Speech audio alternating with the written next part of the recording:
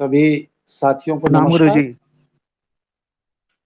आज हम लोग अब जो क्लास शुरू कर रहे हैं ये संस्कार चिकित्सा विषय पर क्लास लेने जा रहे हैं। इस विषय पर सबसे ज्यादा यति जी ने मेहनत की इस कार्यक्रम को आगे बढ़ाने के लिए। तो सबसे पहले मैं यति जी को धन्यवाद देता हूँ कि उन्होंने अपने समय से समय निकाल करके इसमें काफी परिश्रम किया और इस कार्यक्रम को आगे बढ़ाया। यति जी जुड़ चुके हैं? जी प्रणाम जी, बहुत धन्यवाद। हाँ, नमस्ते यति जी। अजय कुमार जी इसमें इन्होंने प्रवेश लिया है। अजय कुमार जी जुड़े हुए हैं? जी गुरु जी प्रणाम। अच्छा अच्छा, प्रणाम गुरु जी। हाँ हाँ आवाज ठीक नहीं आ है। रही? आवाज जी मुझे आ रही है, मुझे आ रही जी है। गुरु।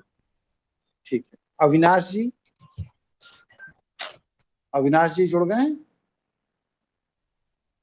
नहीं जुड़े। बलजीत जी, ये भी नहीं जुड़े। जी अविनाश जी को दामोदर ऑनलाइन दिखा रहा है जी ये। जी प्रणाम गुरु जी। हाँ, अविनाश जी कहाँ चले गए? अच्छा चलिए, दामोदर जी आ गए, चलिए ठीक है। और धीरेन्द्र जी, धीरेन्द्र केसरवानी जी? नहीं। गुरु जी मनीता प्रणाम। दलाल? हाँ, कहाँ चले जाते हो बीच बीच में हम? गुरु जी अभी गाड़ी ड्राइव कर रहे हैं। यहीं रहे? अच्छा अच्छा अच्छा। मनीता दलाल जी? नमस्ते गुरुजी। जितेंद्र कौशिक जी? नहीं। मनीष मिश्रा जी? जी गुरु जी प्रणाम। ठीक है भैया। मनोज तिवारी? नहीं जुड़े। पीयूष जी? पीयूष जी भी नहीं जुड़े। पुनीत महाजन जी? मनोज जी प्रणाम, बोल रहा हूँ। हाँ। रमेश भट्ट जी? प्रणाम गुरु जी, नमस्कार। हाँ नमस्ते भैया। संदीप पोगाट? सुशील कुमार जांगिड़? जांगिड़ जी जोड़ चुके हैं? प्रणाम। हाँ। विक्रम देवांगन? विक्रम जी? नहीं। विनोद कुमार? जी प्रणाम गुरु जी। हाँ भैया, खुश रहिए। विपिन बंसल जी? हाँ प्रणाम गुरु जी, नमस्कार। हाँ, खुश रहिए भैया, खुश रहिए। विवेकशील जी जुड़ चुके हैं, बात हुई थी अभी। यति जी से बात हो चुकी है। आनंद जायसवाल जी? आनंद जायसवाल जी? नहीं जुड़े। आनंद जायसवाल के बाद है दिनेश राठौर जी? हाँ गुरु जी प्रणाम। खुश रहिए भैया, जुड़िए। दीपाली जी? प्रणाम गुरु जी। हाँ ठीक है। राकेश भारद्वाज जी? प्रणाम गुरु जी। हाँ। ऐसा मुझे मेरे संज्ञान में आया है, जिस संदर्भ को लेकर के दो तीन चीजें हैं जिन्हें चर्चा कर ली जाए, फिर आगे बढ़ते हैं लोग। मैं ये जानना चाहता हूं कि आप में से अधिकांश लोगों ने पीछे के दो क्लासेस लिए थे।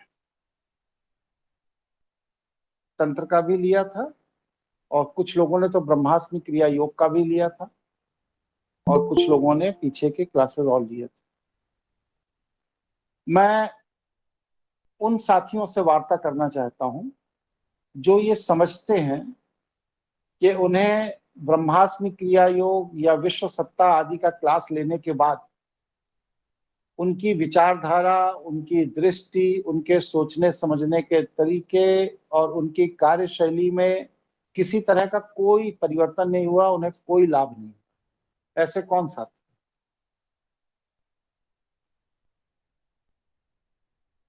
कोई साथी इस तरह की अनुभूति करते हैं? जो लोग जुड़े हैं इनमें कोई नहीं। संकोच की बात नहीं है, मैं मतलब कि खुद अपनी एनालिसिस करना चाहता हूं कि क्या मेरे समझाने बताने में कोई कमी है। चल,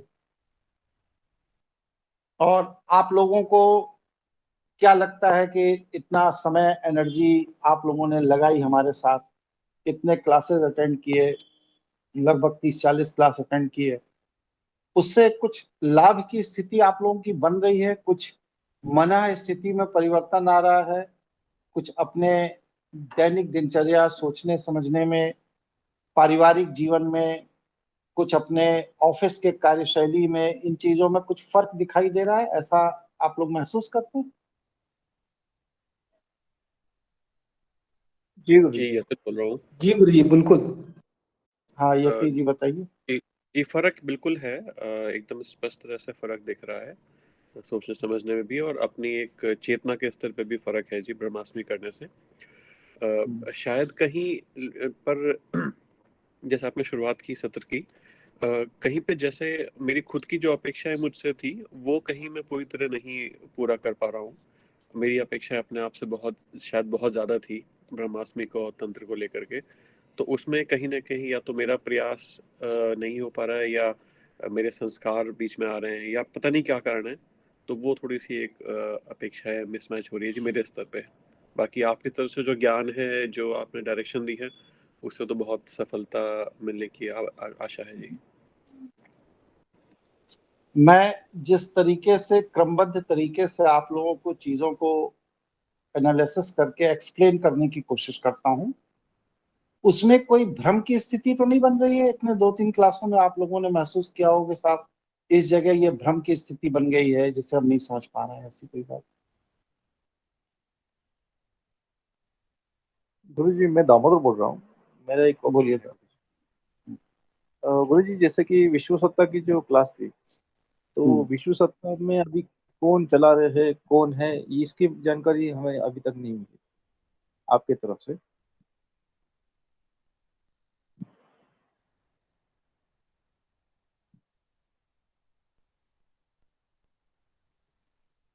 देखिए,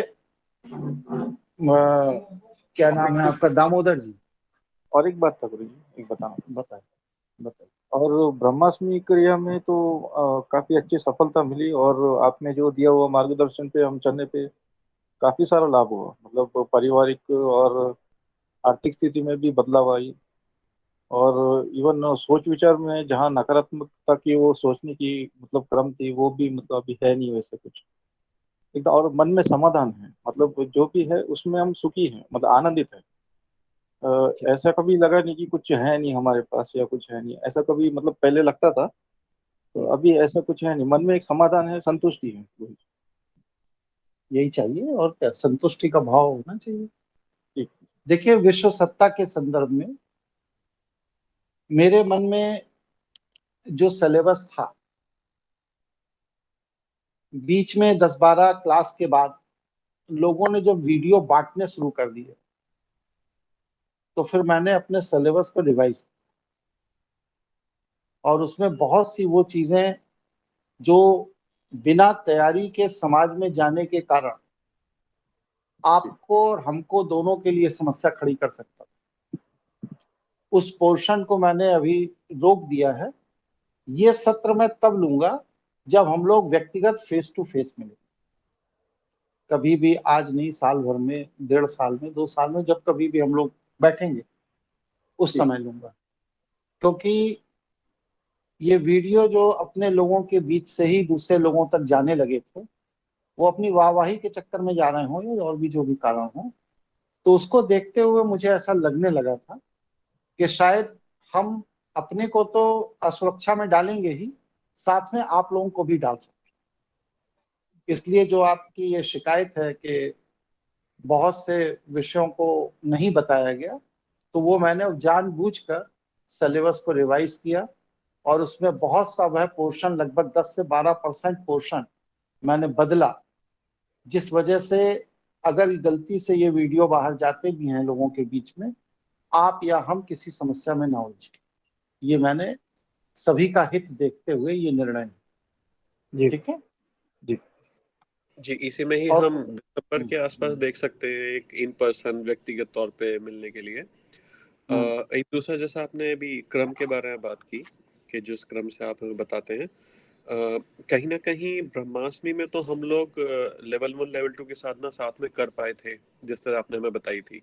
लेवल 3 के ऑनवर्ड्स तो नहीं पहुंच पाए, लेकिन तंत्र हमारा जो प्रैक्टिकल अभ्यास था वो हमारा मुझे लगता है काफी साथियों का शायद नहीं हो पाया, मेरा खुद का तो नहीं हो पाया। तो आपसे ठीक है। विनम्र निवेदन है जी, हम संस्कार चिकित्सा में प्रैक्टिकल साथ में लेके चले जी, जिससे कि हमें उसके रिजल्ट देखिए, दिखते रहे। मैं समझ गया आपका जी विषय। देखिए, दो चीजें हैं। ड्राइविंग आपने किससे सीखी थी यति जी? जी, मैं तो खुद ही देख देख के सीख गया था जी, फिर एक गाड़ी मिल गई, खुद ही चला ली। ठीक। जी लेकिन जब आपने चलानी सीखी होगी या किसी से सीखी होगी, तो उस व्यक्ति ने आपको हफ्ते 10 दिन में गाड़ी चलाने की बेसिक फंडामेंटल चीजें बता दी। लेकिन जितनी चीजें उसने बताई होंगी, उसमें आप अभ्यास करके धीरे धीरे पारंगत होते चले जाते। जी जी यही कला हर विद्या में होती है, चाहे संगीत हो, चाहे नृत्य हो, चाहे तंत्र हो, चाहे ज्योतिष हो। हर जगह फंडामेंटल चीजें ही बताई जाती। बेसिक कंसेप्ट क्लियर करना गुरु का कार्य होता है, जो मैंने अपनी समझ से किया। सारे भ्रमों को उठाकर एक तरफ रख दिया और वास्तविक जो बेसिक कंसेप्ट है वो बताया। इसके बाद अभ्यास करने का विषय जो है, तो जिसमें जैसी पात्रता है वो अपना अभ्यास करे। मैंने उस दिन भी ये बात कही थी, आज फिर कह रहा हूं कि अभ्यास के दौरान अपनी अनुभूतियों को लेकर या किसी चीज को लेकर अगर किसी भी व्यक्ति को कोई समस्या होती है, तो वह व्यक्तिगत रूप से मुझे व्हाट्सएप कर सकता है या ग्रुप में व्हाट्सएप डाल सकता है। मैं उसके समाधान का पूरा प्रयास करूंगा। लेकिन अभ्यास आपको करना है। आप अपने अभ्यास को जितना दृढ़ करेंगे, उतने आगे के रास्ते, आगे के स्टेप खुलते चले जाएंगे। अगर आपने अभ्यास अपना नहीं ठीक से किया है, तो इसके लिए फिर मेरे द्वारा जो बेसिक फंडामेंटल बताने का काम है, वो मुझे लगता है कि पूरा कर देने के बाद उसके आगे का काम आपको करना। अगर फंडामेंटल में कोई भ्रम है, कोई बात है, लगता है कि ये अधूरा छूट गया, गलत हो गया, या मैं भ्रमित हो गया, या मैं समझ नहीं पाया, तो उस विषय को रखना चाहिए। बार बार मैं तो हर मीटिंग की शुरुआत ही यहीं से करता हूँ कि पिछली मीटिंग में कोई बात किसी को समझ में ना आई हो, किसी के मन में कोई प्रश्न हो, कोई जिज्ञासा हो, तो वो अपनी बात पूछे।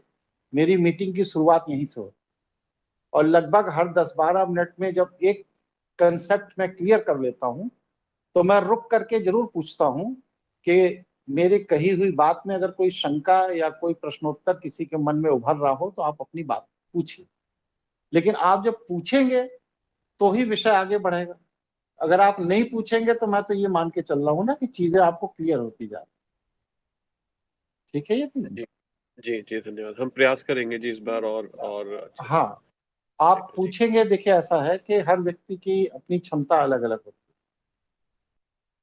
अब जो आप लोगों को मैंने ब्रह्मास्मि जिस लेवल पे जाकर पढ़ाया बताया था, अब जो वर्तमान में ब्रह्मास्मि का क्लास ले रहा हूँ, उससे काफी नीचे उतर के काफी नीचे के स्तर पे ले रहा हूँ। जितेंद्र जी जुड़े हुए हैं, इन्होंने पहले वाला भी ब्रह्मास्मि का कोर्स पूरा किया था, ये वाला फिर से रिपीट कर रहे हैं। जितेंद्र जी, जी गुरुजी प्रणाम। आपको दोनों कोर्सों में फर्क महसूस हो रहा है? पहले वाला क्लिष्ट लग रहा होगा, ये वाला सरल लग रहा है, ऐसा कुछ लग रहा है? जी गुरुजी ऐसा ही है, और बहुत आसान शब्दों में और बहुत सरलता से इसको समझ आ रहा है गुरुजी। मैं बिल्कुल संतुष्ट हूँ अभी क्लास से। मतलब कि कहने का तात्पर्य यह है कि चीजों में अगर कहीं क्लिष्टता हो रही है, कोई चीज कहीं समझ में नहीं आ रही है, शब्द समन्वय नहीं समझ में आ रहा है, वाक्य समन्वय नहीं समझ में आ रहा है, दृष्टांत नहीं समझ में आ रहा है, कोई बात है, तो उसको आप रखेंगे तो फिर मैं समझ पाऊंगा कि आप किस स्तर तक। वरना तो भाई मैं ये समझ के चल रहा हूँ कि सभी इंटेलेक्चुअल लोग हैं, पढ़े लिखे अच्छे परिवारों के लड़के हैं, अपनी बात को अच्छे से अच्छे तरीके से जो रखा जा सकता है, उच्चतम स्तर पे रखा जाए, ये मेरी कोशिश है। लेकिन अगर उसमें भी सबकी राय में भाषा के कारण या भाव समन्वय ना बन पाने के कारण अगर कोई दिक्कत आ रही है, तो आप अपनी बात रखिए, तो मैं उसको दूसरे शब्दों में और सरल उदाहरण के साथ समझा सकता हूँ, बता सकता हूँ। जी, लेकिन ये ये जो आपने आपको भी रखना पड़ेगा।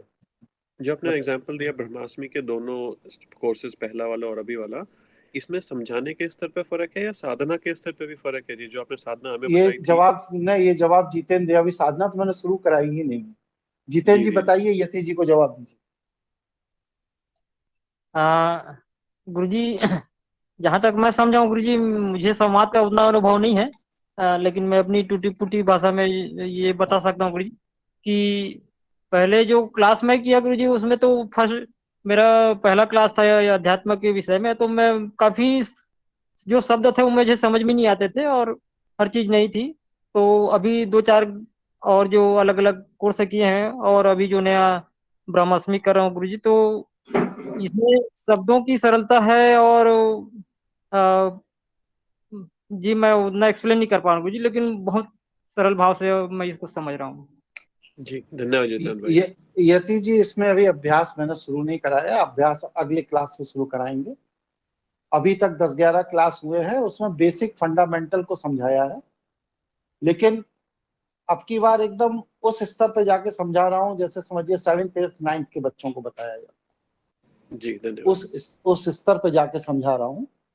तो चीजें लोगों को सरल लग रही हैं, क्योंकि आप जी लोगों के ही अनुभव से मैं ये महसूस कर रहा हूँ कि शायद मेरे शब्दों का चयन ज्यादा कठिन होता हो, इस वजह से उसको एकदम पंचतंत्र की कहानी की तरह समझा रहा हूँ, यूं आप समझिए। ठीक जी, है। इस बात का ही फर्क हो सकता है, जैसे जितेंद्र भाई ने भी कहा कि इनका पहला अध्यात्म का अनुभव था, तो हम में से हाँ काफी लोग तो काफी पहले से इन भाई चीजों से देखिए, जुड़े हुए आप ऐसे समझिए यति जी कि आप 20 साल 22 साल एक पढ़ाई करते हैं, नर्सरी पढ़ते हैं, फिर फर्स्ट सेकंड थर्ड से 12th पढ़ते हैं, फिर इसके बाद अपने डिफरेंट प्रोफेशनल ग्रेजुएशन करते हैं, फिर उसके बाद पोस्ट ग्रेजुएशन करते हैं, मतलब 20-22 साल आप एक चीज को पढ़ते हैं, और जिस विषय को आप अब पढ़ रहे हैं उसको आपने कभी 20-22 दिन भी नहीं पढ़ा। जी। तो वो जब चीजें सामने आती है तो माइंडसेट से एकदम अलग हट के चीजें हैं, तो उसमें समय भी लगता है, और चीजों को समझने में जो लोग पहले से इस क्षेत्र में अध्ययनशील हैं वो तो फिर भी समझ सकते हैं, लेकिन जिनका इस क्षेत्र से कोई वास्ता नहीं रहा है, उन लोगों के लिए ये सारी चीजें एकदम नई हैं और समझने में समय लगता जी है। वैसे गुरुजी, इतने दिन, हाँ बताइए विवेक जी। सॉरी, वैसे मेरे हिसाब से गुरुजी, आपने जो हमने ब्रह्मास्मि किया, जो तंत्र किया, दोनों प्रायोगिक ज्यादा हैं। तो हो सकता है कि हम लोग उस स्तर पर नहीं पहुंचे अभी, इसके लिए भी प्रॉब्लम हो रहा है, हर को अलग अलग प्रॉब्लम आ रही है। तो मुझे मेरे हिसाब से थ्योरी से ज्यादा प्रैक्टिकल ज्यादा एस्पेक्ट इसमें ज्यादा है गुरुजी, तो ये करके सीखना है हम लोगों को। तो बाकी तो ज्ञान है वो अच्छा लेकिन बढ़ेगा, लेकिन लेकिन जब हाँ ठीक है, आप सही कह रहे हैं, करके सीखने में भी जब कंसेप्ट क्लियर होगा तो करने में भी आनंद आएगा, और वरना तो भ्रम की स्थिति रहेगी तो फिर करने में ही आत्मविश्वास नहीं बनेगा कि क्या करें और क्या छोड़ दें। जी है गुरुजी, एकदम सही। जी गुरुजी। ना? चलिए, तो हम लोग आज संस्कार चिकित्सा का क्लास लेने जा रहे हैं। तो पहले तो मैं आप लोगों से ये जानना चाहूंगा कि आप लोग संस्कार चिकित्सा को किस दृष्टि से देखते हैं, फिर मैं अपनी बात रखूंगा। जो साथी अपने विचार इसमें रखना चाहें रखें।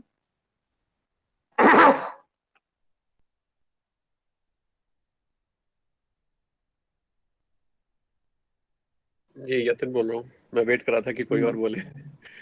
कोई बात जी, तो हमारा पिछले विषय सप्ताह में उसके पहले भी साथियों से कुछ विचार विमर्श हुआ था जी, और हमारा एक पर्सपेक्टिव ये है कि हम साधना में जब आगे बढ़ रहे होते हैं तो उसमें बहुत बार हमें अड़चनें आती हैं, कभी खान पीन की वजह से, कभी रहन सहन की वजह से, कभी आचार विचार की वजह से, और उसको हम हट से या अपनी अपनी विल पावर से तो उसको कुछ समय के लिए चेंज कर पाते हैं, लेकिन फिर दोबारा वहीं पहुंच जाते हैं उस स्तर पे। तो जैसा हमने पिछले 2-3 क्लासेस में आपसे डिस्कस किया है कि कहीं ना कहीं इसके मूल में संस्कार हो सकता है। तो संस्कार चिकित्सा से अभिप्राय यह है कि हम उस चीज को जड़ से ही खत्म करें जो कि हमें साधना में आगे बढ़ने से रोक रही है। तो मेरा पर्सनली उद्देश्य इस कोर्स से ये है कि मैं अपना साधना में आगे बढ़ूं और उसमें जो जो बाधक चीजें हैं उन सबको मैं हटाऊं। अब इसमें वो संस्कार भी हो सकता है और वो कुछ और भी चीजें हो सकती हैं। एक डिस्कशन आया था कुछ समय पहले, साथियों से बात कर रहे थे कि संस्कार चिकित्सा क्या, जिस संस्कार की हम चिकित्सा कर रहे हैं, क्या वो संस्कार की चिकित्सा परमानेंट होगी या टेम्परेरी होगी। मतलब कि भाई संस्कार तो बहुत बीज रूप में पड़े हुए हैं हमारे अंदर, तो हमने उसको एक बार हटा दिया तो दोबारा वो आएगा नहीं आएगा, पहली बात। दूसरी बात, अगर हम संस्कार की चिकित्सा करें तो क्या बुरे संस्कार के साथ साथ अच्छे संस्कार भी हट जाएंगे? तो उसमें फिर एक डिस्कशन आता है कि अच्छे और बुरे संस्कारों में फर्क क्या है। और हम लोगों ने सबने मिलकर के एक क्वेश्चंस की लिस्ट बनाई थी जी, अपने ग्रुप में शेयर की है, मैंने आज ग्रुप में भी शेयर की थी, ताकि हम एक स्टार्टिंग पॉइंट वहां से ले सकें जी। ये आप कुछ दो अपने चार क्वेश्चन एक एक करके पढ़िए जी और उस पर मैं पहले जवाब दे लूं, फिर मैं अपना क्लास शुरू करूं। जी। तो पहला क्वेश्चन था जी कि संस्कार चिकित्सा कोर्स की एलिजिबिलिटी क्या है? एलिजिबिलिटी से मतलब है जी कि क्या किसी को उसके पहले क्या क्या आना चाहिए, मतलब योग आना चाहिए या तंत्र आना चाहिए या कुछ और आना चाहिए जी? संस्कार चिकित्सा की बस सिर्फ इतनी एलिजिबिलिटी है कि व्यक्ति को संस्कारों को समझने लायक उसका बौद्धिक स्तर होना चाहिए। जब तक वो चीज को समझ नहीं पाएगा तब तक वो उसमें सुधार नहीं कर सकता। अगर उसका बौद्धिक स्तर आयु के कारण या किसी और दूसरी विकृति के कारण इतना कमजोर है कि वह संस्कार को समझ नहीं पा रहा है, तो फिर वह संस्कार चिकित्सा करने में उसको मेहनत ज्यादा करनी पड़ेगी। लेकिन अगर जैसे अपने अभी परिवार में 22-24 जो लोग जुड़े हैं, इसमें सभी लोग इतने परिपक्व हैं कि संस्कार को आसानी से समझ भी सकते हैं और उसकी चिकित्सा भी कर सकते हैं। तो इसमें अगर संस्कार को आसानी से समझने का सामर्थ्य आपके पास है तो एज कोई फैक्टर नहीं है, एजुकेशन कोई फैक्टर नहीं है, या और जो दूसरी चीजें हैं वो कोई फैक्टर नहीं है, सारी चीजें एकदम व्यवस्थित। जी जी, ये प्रश्न वहां से आया था जी, जैसे आपने जब ब्रह्मास्मि बताया था तो उसके पहले आपने एक सीक्वेंस बताया था कि ज्योतिष करो, तंत्र करो, फिर ब्रह्मास्मि करो, ताकि चीज़ों को आपस में रिलेट किया जा सके। तो ये क्वेश्चन वहां से आया था जी। और जी, अगला और प्रश्न कुछ? है जी कि ये सारे प्रश्न वो हैं जी जो साथियों से डिस्कस करके इकट्ठे किए थे। हाँ, मैं जी जवाब दे रहा हूँ। जी, मैं सभी के मतलब जिन जिन से हाँ, इनपुट्स सभी आए के थे सभी। ब्याह पर पूछिए, इसके अलावा कुछ बचेंगे तो वो लोग भी पूछ लेंगे। जी जी जी जी।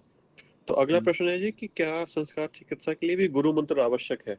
जैसे तंत्र में नहीं हमने डिस्कस किया था नहीं कि नहीं, कोई गुरु। आवश्यक। जी, अगला है जी कि यह कोर्स करने के बाद या करते दौरान हम कितने समय में खुद की, अपने परिवार की सदस्यों की चिकित्सा करने में सक्षम हो पाएंगे जी? जितना जल्दी आप इस विज्ञान को समझ लें, कोई दिक्कत नहीं। जी जी। तो जिस समय संस्कार चिकित्सा हम किसी की करेंगे तो क्या हमें कैसे पता चलेगा कि वो संस्कार चिकित्सा हो गई है? लक्षण किस तरह के होंगे उस व्यक्ति में संस्कार चिकित्सा वो सफल होने के? वो व्यक्ति स्वयं ही बताएगा ना, तो उसे लाभ मिला, रिलीफ मिली, नहीं मिली, क्या। जी, अगला है जी कि वो यही टेम्पररी होगी संस्कार चिकित्सा, या ये एक बार हो गई तो परमानेंट हो जाएगी जी? अगर वह अपने आहार विहार विचार को नियंत्रित रखता है तो ये स्थायी होगी, और अगर वो फिर विकृति करता है तो फिर खराब हो जाएगा। ये तो बुखार की तरह है, अगर आप अपने आप को खान पान से सही रखेंगे तो स्थायी बने रहेंगे, स्वस्थ बने रहेंगे, और अगर आपने अपना खान पान गड़बड़ करेंगे तो फिर बीमार होंगे। जी, एक और अगला प्रश्न है जी, उसमें है कि जैसे तंत्र में हम किसी के लिए कुछ कार्य करते हैं तो हमारी खुद की ऊर्जा का क्षय होता है, या फिर जो हमने मानसिक तरंगे भेजी है वो वापस आकर के हमें नुकसान या फायदा पहुंचा सकती हैं। ऐसा संस्कार चिकित्सा कुछ है क्या जी? नहीं, इस तरह कुछ। जी, अगला प्रश्न है, जब एक व्यक्ति कई प्रकार के संस्कारों की चिकित्सा करने के योग हो जाएगा तो संस्कार एक साथ बहुत सारे संस्कारों की चिकित्सा हो जाएगी, या एक एक करके हमें करनी होगी जी? एक एक करके। ठीक है जी। अगला एक प्रश्न ज्योतिर्लिंग से जुड़ा हुआ है, ये उस समय जब डिस्कशन होगा जब ज्योतिर्लिंग, आपने एक बार बताया था ज्योतिर्लिंग जो है वो संस्कार चिकित्सा में उपयोगी है, आपके लेख भी है कुछ वेबसाइट पे आपकी। तो ये भी एक टॉपिक जिस समय आप उचित समझे डिस्कस कर सकते हैं। ठीक। इसमें एक और प्रश्न है जी, संस्कार के प्रकार कितने तरह के होते हैं वो अभी मैं बताऊंगा। जी? और हर एक प्रकार के लिए अलग अलग तरह की चिकित्सा की अलग अलग पद्धति शायद अलग से हो। वो हम और बताएंगे। संस्कार की उत्पत्ति का कारण, तो ये ये कुछ सब एक मैं पॉइंट्स थे बताऊंगा। जी। बाकी कोई साथी मैंने कुछ मिस कर दिया हो तो क्षमा करें, कोई और साथी का कोई और पॉइंट हो तो पूछ सकते हैं जी। और कोई साथी कोई चीज जानना चाहता है?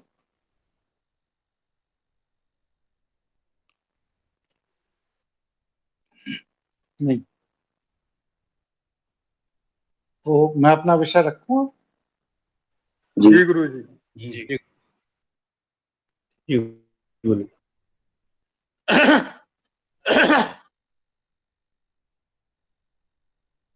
तो संस्कार पर हम लोग अपना कार्य करने जा रहे हैं। ये ज्योतिष, तंत्र, अध्यात्म, क्रिया योग, इन सब पद्धतियों से एकदम अलग, हट करके एकदम सेपरेट विज्ञान। इसकी किसी भी दूसरे विज्ञान पर कोई डिपेंडेंसी नहीं, कोई निर्भरता नहीं।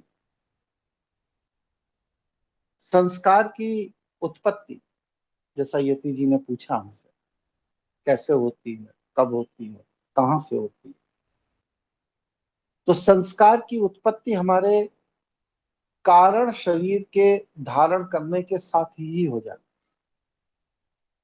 मतलब कारण शरीर आत्मा को जो बिंब के रूप में अपने से अलग अलग जगहों पर भेजता है, उस आत्मा के उत्पन्न होने के पूर्व ही चित्त, बुद्धि और उसमें संस्कार, ये तीनों चीजों की उत्पत्ति उसी समय हो जाती है। होता यह है कि शिवलिंगाकार या दीपक के लौ के आकार का शिव औरा का जो ब्रह्मांडीय स्वरूप है, उसके चारों तरफ खरबों खरब ऊर्जाएं तैरती रहे, और इन सभी ऊर्जाओं का यह संघर्ष होता है कि मैं किस तरह केंद्र में पहुंचकर शिव ऊर्जा में लीन हो जाऊं। अब क्योंकि केंद्र में पहुंचकर शिव ऊर्जा में लीन होना उद्देश्य है, तो प्रत्येक ऊर्जा को अपना स्वाविवेक इस्तेमाल करने का अधिकार वहां पर दिया जाता है। उसकी अपनी बुद्धि होती है, अपना चिंतन होता है, अपना संघर्ष होता है, और वह अपने बोध के साथ केंद्र की तरफ बढ़ने की कोशिश में लगा रहता है। इस संघर्ष के दौरान ही जब व्यक्ति में जितना अहम का बोध बढ़ता जाता है, उतना वह व्यक्ति शिव ऊर्जा के केंद्र से दूर होता चला जाता है,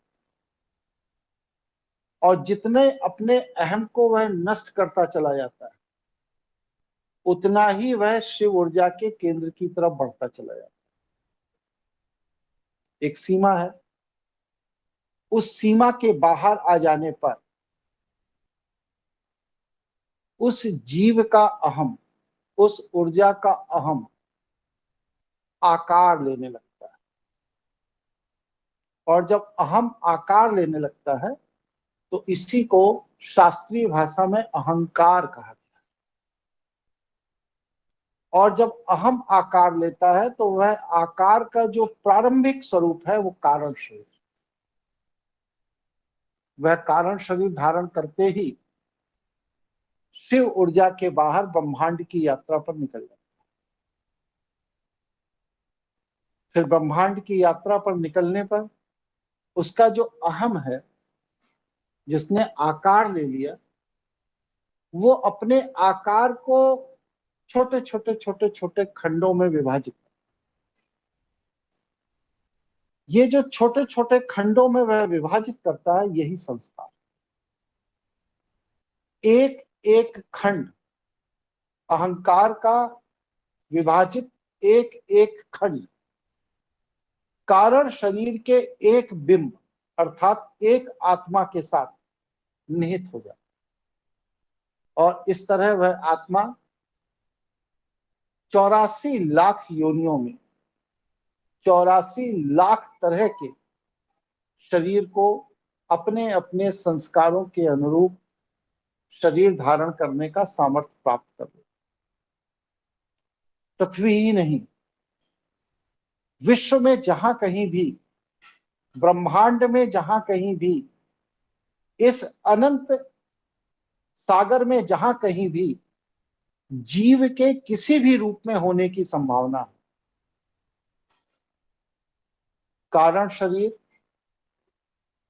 अहंकार के सूक्ष्म रूप जिसे आप संस्कार कहते हैं, उसके साथ अपने एक बिंब को भेज देते कि जाओ और वहां से प्रशिक्षण लेकर आओ कि तुम अपने अहंकार को कैसे नष्ट करोगे, अपने संस्कार को कैसे नष्ट करोगे।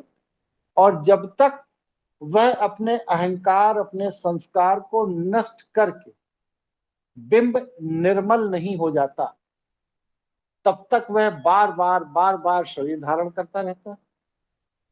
और जब वह निर्मल हो जाता है तो वापस कारण शरीर में जाकर स्थापित हो जाता है। इस तरह करोड़ों करोड़ बिंब एक कारण शरीर के हो सकते हैं, क्योंकि करोड़ों करोड़ अहंकार के स्वरूप हैं जो संस्कार के रूप में जाने जाते हैं, या 2 4 6 भी हो सकते हैं। और ये जब सब निर्मल होकर के वापस कारण शरीर में समाहित हो जाते हैं, सारे बिंब जिन्हें आप आत्मा कहते हैं, तो वह कारण शरीर पुनः अपनी निर्मलता के साथ शिव औरे की ओर यात्रा शुरू कर देता है। और उसकी निर्मलता के कारण उसे शिव औरे में पुनः प्रवेश मिल जाता है। वहां वह कारण शरीर को त्याग कर ऊर्जा रूप में पुनः उसी शिव औरे के अंदर भ्रमण करने लगता है, और शिव शक्ति, जो शिव औरे की शक्ति है, शिव शक्ति की ओर, केंद्र की ओर फिर अपनी यात्रा आरंभ करके उसमें समाहित होने का प्रयास होगा। ये शिव शक्ति जो शिव औरा के केंद्र में है, उससे बना हुआ शिव औरा जिसके अंदर खरबों खरब ऊर्जा रूप में जीव विद्यमान है, उनके अंदर अहम बोध के कारण जब उनका अहंकार प्रबल होता है तो बाहर आकर के वह कारण शरीर धारण करते हैं, और वही अहंकार कारण शरीर में छोटे छोटे खंडों में संस्कार के रूप में बन जाता है, और एक या एक से अधिक संस्कारों को लेकर के कारण शरीर का बिंब इस पूरे ब्रह्मांड में प्रशिक्षण के लिए आत्माओं को भेजता है। आत्माएं अपनी यात्रा पूरी करती हैं, प्रशिक्षित होती हैं, और फिर निर्मलता और शुद्धता के साथ वापस कारण शरीर में समाहित होती हैं, अहंकार का त्याग करके फिर शिव औरे में प्रवेश कर जाती हैं, और शिव औरे के केंद्र में शिव शक्ति में पुनः स्थापित हो सकती है। ये पूरी की पूरी प्रक्रिया है। यहां तक किसी विषय में कोई चीज नहीं समझ में आई हो तो पूछिए। गुरु जी धीरू बोल रहे हैं जी। बंसल जी आप पूछ लीजिए। अच्छा, धन्यवाद धीरू जी। प्रणाम गुरु जी, विपिन बोल रहा था। तो गुरु जी इसका मतलब ये हो सकता है कि धीरू जी, मैं, यति जी, विवेक जी, हम सब एक ही बिंब के पार्ट हो सकते हैं, मतलब एक ही कारण शरीर के एक ही बिंब के पार्ट हो सकते हैं। इसीलिए तो शास्त्र क्या कहते हैं? शास्त्र ये कहते हैं कि जिस तरह अलग अलग मटकों के अंदर रखा हुआ जल एक ही सूर्य या चंद्र के अलग अलग बिंब दिखाता है, जैसे कहीं पर 100 मटके में पानी भर के रखा है तो सूर्य एक है, लेकिन हर मटके के पानी का सूर्य अलग अलग दिखाई देता है, हमको बोध होता है, लेकिन वास्तव में वो एक ही सूर्य का बिंब है।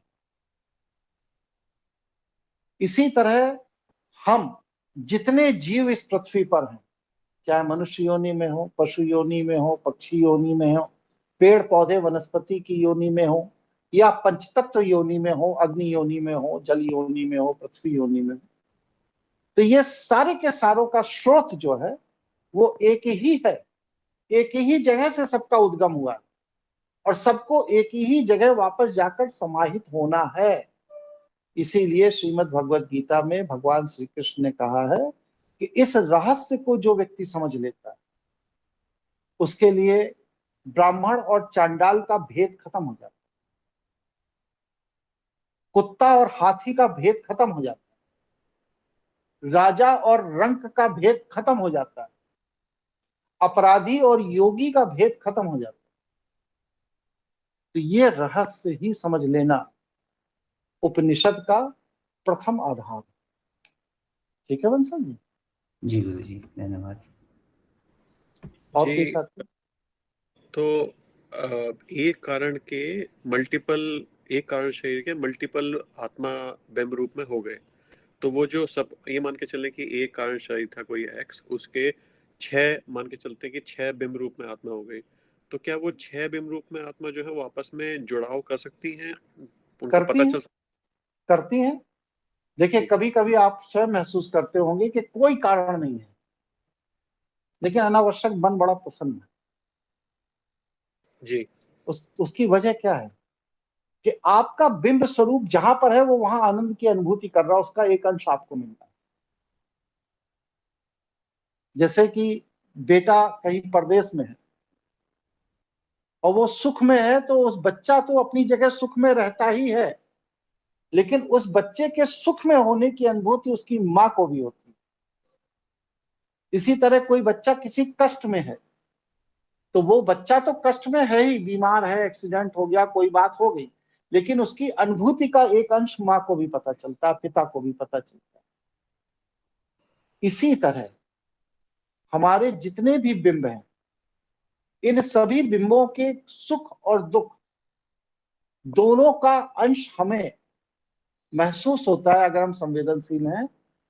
इसीलिए हम कभी कभी अनावश्यक बिना किसी कारण के बहुत आनंदित हो जाते हैं, और कभी कभी अनावश्यक बिना किसी कारण के बड़ा डिप्रेस्ड और अवसाद में चले जाते हैं। वजह क्या है ये पता नहीं, लेकिन आज मन नहीं लग रहा, मूड नहीं ठीक। तो ये जो चीजें हैं, ये अपने ही बिंबों के परिणाम जो होते हैं उनके कारण। तो जैसे आपसे हमारा अभी संवाद हो रहा है और एक जुड़ाव भी है ही हम सबका आपसे, तो क्या ये माना जा सकता है कि ये आपका बिंब कारण, रूप में कहीं हम लोग पूर्व में जुड़े हुए हैं। तो क्या आपका कारण शरीर और हमारा कारण शरीर आपस में जुड़े होंगे, या आप और हम एक ही कारण शरीर के दो अलग अलग बिंब होंगे? कारण नहीं, कारण शरीर के आपके हमारे अलग अलग हैं, जी लेकिन उसके अंदर जो बिंब स्वरूप है, वो बिंब स्वरूप किसी पूर्व जन्म में हमारे आपके आपस में तालमेल बन चुके हैं। आज जो आप यहाँ बैठ करके दोबारा हमसे चर्चा कर रहे हैं, ये सारी चर्चाएं हमारी आपकी पूर्व जन्मों में कहीं ना कहीं हो चुकी। हम लोग उस चैप्टर को रिवाइज कर, क्योंकि अगर वह चर्चाएं ना हुई होती, उस दिशा के व्यक्ति आप ना होते, तो आपकी इन चीजों में रुचि ही नहीं है। लेकिन आप अपने उत्तरोत्तर सुधार के लिए, अपने उत्तरोत्तर विकास के लिए, पूर्व में जो हम लोग कभी 8 जन्म, 10 जन्म, 50 जन्म, 100 जन्म पहले किसी भी रूप में एक दूसरे से जुड़े रहे हैं, कभी हम लोग भाई बहन भी हो सकते हैं, कभी बाप बेटे भी हो सकते हैं, पति पत्नी भी हो सकते हैं, किसी भी रूप में जो हम लोग पूरे कुनबे में एक दूसरे से जुड़े रहे हैं, ये उस जुड़े रहने का ही है कि एक छोटा सा समूह है। आप मैनी मास्टर मैनी लाइफ पुस्तक पढ़िए। उस पुस्तक को पढ़ने पर आपको पता चलेगा कि जब उसमें एक लड़की को हिप्नोटाइज करके उसके पूर्व के जन्मों का लेखा जोखा लिया जाता है, तो एक निष्कर्ष ये निकलता है कि जिस देश काल परिस्थिति में जब कोई व्यक्ति पैदा होता है, तो वह अपने साथ के उन सभी लोगों के समूह को लेकर पैदा होता है जिनके साथ उसे कुछ अपना हानि लाभ का हिसाब किताब करना है। तो हम लोगों का भी ये जो हिसाब किताब है, विचारों का हिसाब किताब है, कुछ धन का हिसाब किताब होगा, कुछ मान सम्मान का हिसाब किताब होगा, या और इस तरह के जितने भी हिसाब किताब हम लोगों के हैं, ये पूर्व के पेंडिंग है। कहीं मेरा ओवरड्राफ्ट होगा तो कहीं आपका मेरे ऊपर ओवरड्राफ्ट होगा। हम लोग उनको बैलेंस कर रहे हैं, बस और कुछ नहीं कर रहे। जी ठीक है? तो हम ये किस आधार पे कह सकते हैं कि कारण शरीर भी दोनों के अलग अलग हैं? मतलब ये तो हुआ ठीक कि है, भाई आपका कारण शरीर अलग है, हमारा कारण, मेरा कारण शरीर अलग है, लेकिन हमारे पुराने कर्मों, जन्मों के हमारे कुछ कर्मों के संबंध है, इस वजह से हम बातचीत कर रहे हैं। लेकिन हम ये भी तो हो सकता है कि कारण शरीर एक ही हो, उसी एक कारण शरीर के दो हो बिंब सकता हो। है, हो सकता जी है, जी ये भी हो सकता जी है, इसको मैं मना नहीं कर रहा हूं, ये भी हो सकता है, लेकिन प्रायः ऐसा होता नहीं। जी, लेकिन संस्कार चिकित्सा की दृष्टि से दोनों में कोई फर्क नहीं है, चाहे एक कारण कोई शरीर फर्क के नहीं, दो बिंब। जितने कारण शरीर है, मैं बता रहा हूं ना, जितने भी खरबों खरब कारण शरीर इस ब्रह्मांड में तैर रहे हैं, उन कारण शरीर से निकली हुई आत्माएं जो खरबों खरब इस पूरी के पूरे पृथ्वी पर विभिन्न रूप में है, 84 लाख योनियों में, इन सभी का जो मूल उद्गम स्रोत है वो शिव औरा की ऊर्जा ही है। सब एक ही है, जी उससे इतर कोई। जी इसीलिए तो महावीर जैन बिहार में जब थे, वहां के रहने वाले थे, तो वो वृक्ष से संवाद करते। क्यों? क्योंकि वो ये समझ लेते थे कि मेरे अंदर जो बिंब है, मेरा दूसरा बिंब इस वृक्ष में, इस लता में, इस पहाड़ की चट्टान में, तो उसके साथ वो टिक कर खड़े हो जाते थे और मुंह से कोई संवाद नहीं होता था, बिंब बिंब से संवाद करते था, वो उसकी अनुभूति कर। जैसे मैंने अपने पुराने क्लासों में बताया कि चरक ने, ऐसा नहीं है कि नीम के पेड़ को उखाड़ करके कोई उस पर शोध किया जैसे आजकल के वैज्ञानिक करते, नहीं। उन्होंने नीम के पेड़ के बिंब के साथ अपनी जीवात्मा के बिंब को जोड़कर संवाद किया और उससे नीम के सारे गुणधर्म पूछे, उसने बता दिए, इन्होंने संहिताबद्ध कर लिए। इसके बाद वहां से उठे, फिर बरगद के पेड़ के पास चले गए, उसके साथ अपने बिंब को से जोड़ा, संवाद किया। फिर वहां से उठे, पीपल के पेड़ पे चले गए, फिर वहां से उठे, आम के पेड़ पर चले गए, पाकड़ के पेड़ पे चले गए, मतलब विभिन्न तरह की वनस्पतियों पर चले गए। वरना एक ही व्यक्ति अपने पूरे जीवन में एक ही पेड़ के ऊपर शोध नहीं कर पाता है, और उन्होंने तो 2.5 लाख वनस्पतियों पर शोध कर रहा। तो ये शोध नहीं, उसको उखाड़ कर, तोड़कर, पीस कर कोई माइक्रो देखने की बात नहीं, बात वहां पर बिंब के बिंब से संवाद की।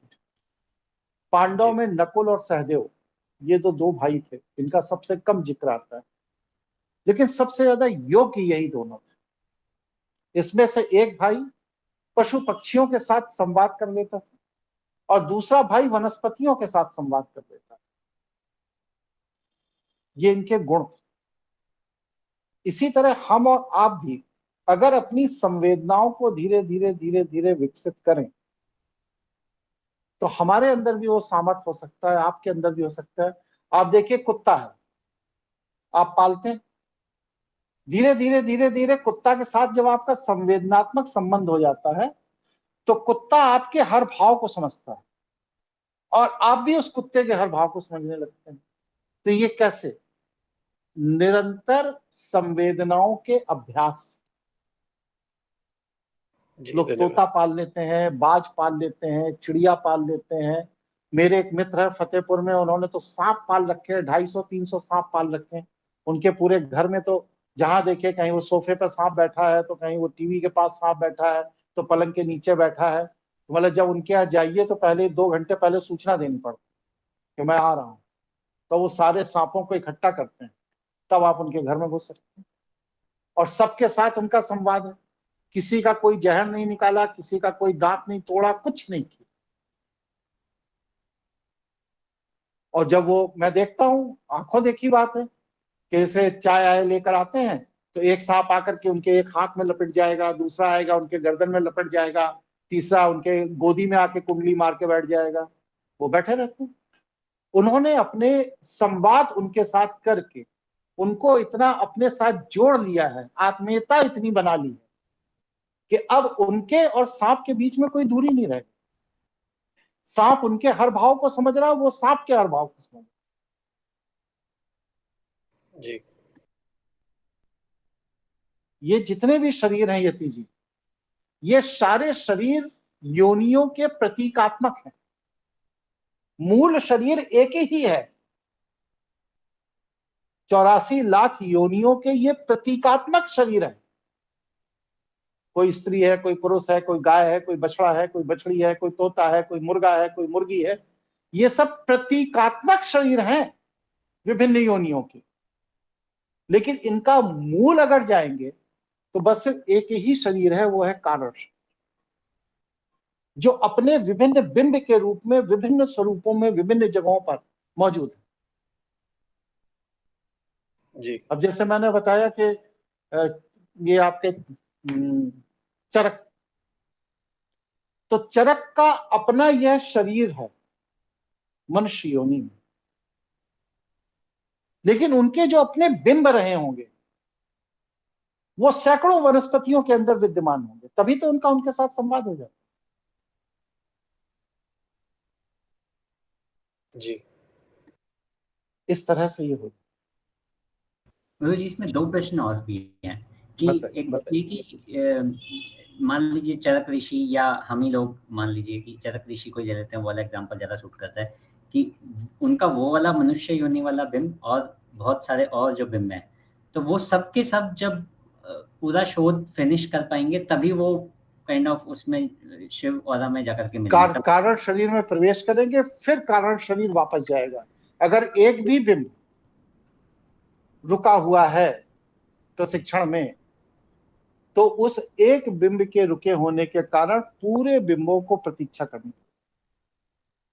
जी, और हम लोग क्योंकि समय से चीजों को देखते हैं, इसलिए हम लोगों को लगता है कि 100 साल, 200 साल, 500 साल, लेकिन यह कारण शरीर समय से संचालित नहीं होता, ये काल से संचालित होता है।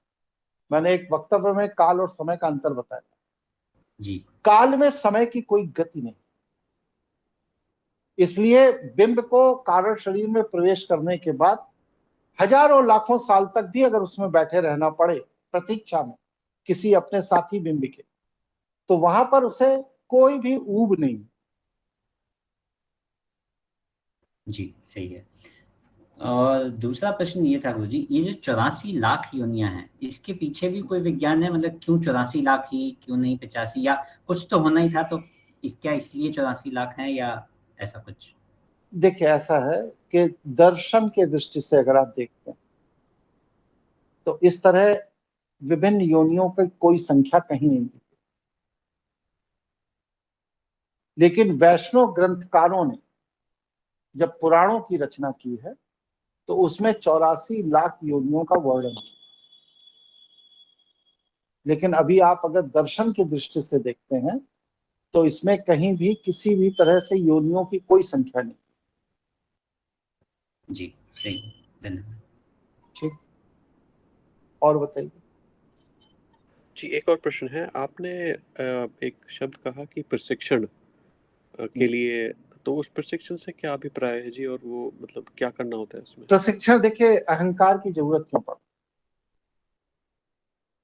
व्यक्ति शिव और ऊर्जा के अंदर विद्यमान है, शिव औरे में घूम रहा है, उसमें अपने अस्तित्व का बोध है। वो इसलिए है कि आप अपने आप को और शुद्ध करके केंद्र की ओर बढ़े और शिव शक्ति में समाहित हो गए।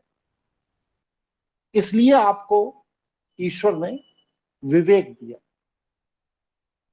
लेकिन वह विवेक का आपके अंदर नकारात्मकता के कारण एक अहम पैदा हो गया, क्योंकि वहां भी तो संघर्ष ही है पूरा। करोड़ों लोग केंद्र की तरफ बढ़ रहे हैं, करोड़ों लोग नहीं बढ़ पा रहे हैं, तो वहां भी एक संघर्ष है, एक प्रतिस्पर्धा है। तो उसी में अहम जब जागृत हो गया और उसी में आपके विकार जागृत होने लगे, बिना अहम के विकार कभी नहीं हो सकते। अहम का बोध होगा तभी विकार जागृत, और आपके विकार जागृत होने लगे।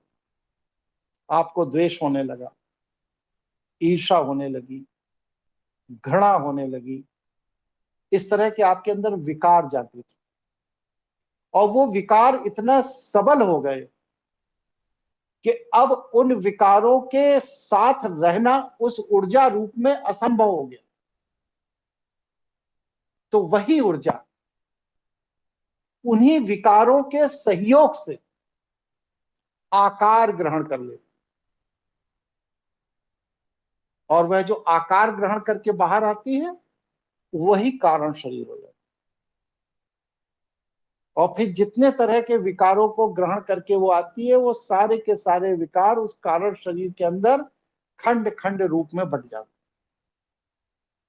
प्रकृति की व्यवस्था क्या है? निर्मलता, सहजता। इसलिए प्रकृति कहती है कि ठीक है, तुमने ये विकार पैदा कर लिया, बाहर चले गए, अब इस विकार में जीकर देखो कि ये जो तुमने पैदा किया है ये कितना गलत। तो वो प्रशिक्षण के लिए फिर बाहर शरीर धारण करता है, विभिन्न योनियों में चला जाता है। फिर वहां पे जब उन विकारों के कारण वह अपमानित होता है, हतोत्साहित होता है, परेशान होता है, तो फिर उसे लगता है कि ये विकार गलत। फिर उन विकारों का वह त्याग करना शुरू करता है, और जैसे जैसे त्यागता चला जाता है वैसे वैसे उसकी आंतरिक ऊर्जा का स्तर बढ़ता चला जाता है, शुद्धता बढ़ती चली जाती है, और शुद्धता बढ़ते बढ़ते उसका बिंब निर्दोष हो जाता है। और जब बिंब दोष रहित हो जाता है तो वह कारण शरीर के अंदर प्रवेश कर जाता है। इस तरह जितने भी संस्कारों के कारण उसके बिंब बने थे, वो सारे बिंब जब दोष रहित होकर कारण शरीर में समाहित होते हैं तो वह कारण शरीर पुनः शिव ऊर्जा में प्रवेश करता है। जी धन्यवाद। और कोई साथी? तो गुरुजी एक बार अगर शिव ऊर्जा में प्रवेश कर लिया फिर तो ये चक्कर फिर से नहीं लगेगा, राइट? मतलब नहीं लगेगा, लगेगा। अगर वहां जाकर फिर आपने विकार अपने अंदर पैदा कर लिया फिर बाहर आ जाएंगे। अच्छा, तो ये तो मतलब बड़ा वो है, मतलब इतना इसीलिए तो योग भ्रष्ट एक शब्द प्रयोग किया जाता है। जितने भी साधक हैं उनके लिए एक शब्द प्रयोग होता है, योग भ्रष्ट साधक। नाम सुना है बंसल जी? जी, वर्ड तो सुना है गुरुजी। हाँ, योग भ्रष्ट साधक का मतलब क्या है कि हमने अपने आप को एकदम शुद्ध करके, यौगिक क्रियाओं के द्वारा निर्मल करके ईश्वर के ओर की यात्रा पूरी कर दी। अब यात्रा करने के दौरान हम अपने निर्मलता को खो दिए किसी भी कारण से, और वह जो संयोग था योग में ईश्वर से मिलना वह विफल हो गया, फिर हम वापस आ गए। तो वो स्थिति क्या है? योग भ्रष्ट साधक की। जी गुरुजी। ये ईश्वर का खेल है। वो हम लोगों को, जैसे हम लोग शतरंज के मोहरे से खेलते हैं, उसी तरह वो खेल रहा है, अपना मनोरंजन कर रहा है, हम लोग फंसे हुए उसके चक्कर में। ठीक है जी गुरुजी, लेकिन गुरुजी ये तो समझ में आया कि आप वापस जा रहे हैं, उसमें विकार आ गया, अहम आ गया, वापस से आ जाएंगे। लेकिन एक बार अगर वो यात्रा पूर्ण हो गई, शिव ऊर्जा में मिल गए, उसके बाद तो फिर कुछ नहीं है ना फिर। भाई, आप निकले तो शिव ऊर्जा से ही थे। अच्छा, वही स्थिति, आपने पुराना स्टेटस पा लिया हाँ सही। ऊर्जा का, लेकिन वहां आपका अहम फिर से जागृत हो सकता है ना, जैसे पहले जागृत हुआ था। जी गुरुजी, सही है। क्योंकि आपका अपना सेपरेट आत्मबोध और प्रतिस्पर्धा, ये दोनों वहां भी मौजूद है। और दुनिया की सारी लड़ाई, बहुत शांत मन से विचार करिए, दुनिया की सारी लड़ाई का आधार बस सिर्फ यही है, आत्मबोध, अपना अस्तित्व और प्रतिस्पर्धा। ये दोनों चीजों से अगर आप परे चले जाएं तो आपकी किसी से क्या संघर्ष। जी गुरुजी। ठीक है। और कोई साथी तो प्रश्न जी करिए भाई। ये मिट जाए उसके लिए क्या कर सकते हैं जी? ये मिटता ही नहीं। बताएंगे, अभ्यास बताएंगे। जी और साथी लोग भी प्रश्न करिए भाई, इतने 22-24 लोग जुड़े हैं, प्रश्न 2 ही लोग कर रहे हैं। मेरी बात बोलिए। प्रणाम गुरुजी। मैं तो ये सोच रही हूँ कि ये सौभाग्य क्या सिर्फ हम भारतीयों को ही है, अंग्रेजों को भी, या जो दूसरे देश के लोग हैं उन्हें ये सब पता बिल्कुल होता है, है क्या? सब मालूम होता है, सब मालूम होता है। और वो लोग अभ्यास भी करते हैं, और हम लोगों से ज्यादा गंभीरता से अभ्यास करते हैं। हम लोग तो फॉर्मेलिटी करते हैं, लेकिन अभी आप चीन में देखिए, जापान में देखिए, जो लोग साधना कर रहे हैं, रशिया में देखिए किसी का माइक खुला है, बंद कर दीजिए, डिस्टर्ब हो रहा है।